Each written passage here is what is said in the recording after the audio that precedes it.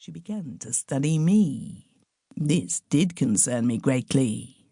A cat may look at the king, but to be contemplated by a lady is a compliment sufficient to please any gentleman.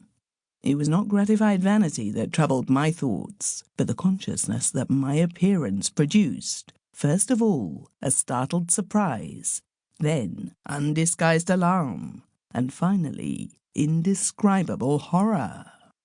Now a man can sit quietly leaning on the head of his umbrella and glow internally, warmed and illumined by the consciousness that he is being surveyed with admiration by a lovely woman, even when he is middle-aged and not fashionably dressed. But no man can maintain his composure when he discovers himself to be an object of aversion and terror. What was it? I passed my hand over my chin and upper lip, thinking it not impossible that I might have forgotten to shave that morning.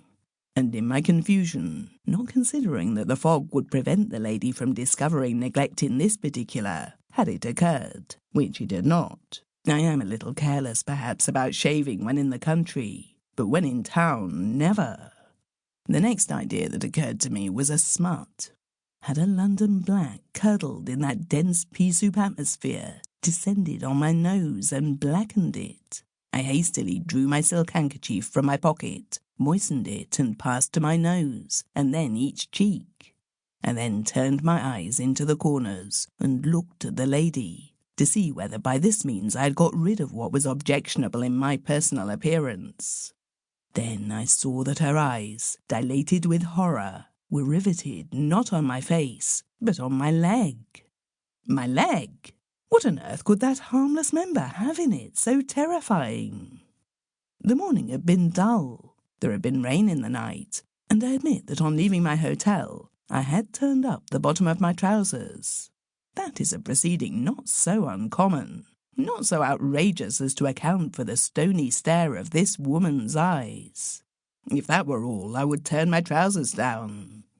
Then I saw her shrink from the chair on which she sat to one further removed from me, but still with her eyes fixed on my leg, about the level of my knee. She had let fall her umbrella and was grasping the seat of her chair with both hands as she backed from me. I need hardly say that I was greatly disturbed in mind and feelings, and forgot all about the origin of the English school of painters, and the question whether British Museum is more popular than the National Gallery.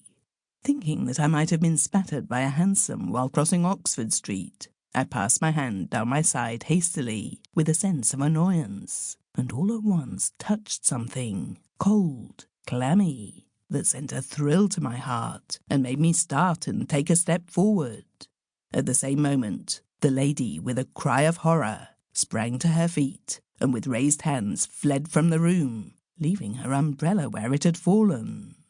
There were other visitors to the picture gallery besides ourselves, who had been passing through the saloon, and they turned at her cry and looked in surprise after her.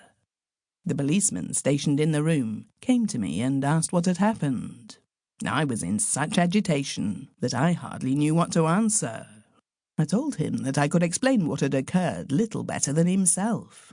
I had noticed that the lady had worn an odd expression and had behaved in a most extraordinary fashion, and that he had best take charge of her umbrella and wait for her to return to claim it. This questioning by the official was vexing, as it prevented me from at once and on the spot investigating the cause of her alarm and mine. Hers as something she must have seen on my leg, and mine as something I distinctly felt creeping up my leg. The numbing and sickening effect on me of the touch of the object I had not seen was not to be shaken off at once. Indeed, I felt as though my hand were contaminated, and that I could have no rest till I had thoroughly washed the hand, and if possible washed away the feeling that had been produced. I looked on the floor. I examined my leg, but saw nothing. As I wore my overcoat, it was probable that in rising from my seat, the skirt had fallen over my trousers and hidden the thing, whatever it was. I therefore hastily removed my overcoat and shook it. Then I looked at my trousers. There was nothing whatever on my leg, and nothing fell from my overcoat when shaken. Accordingly, I reinvested myself and hastily left the gallery.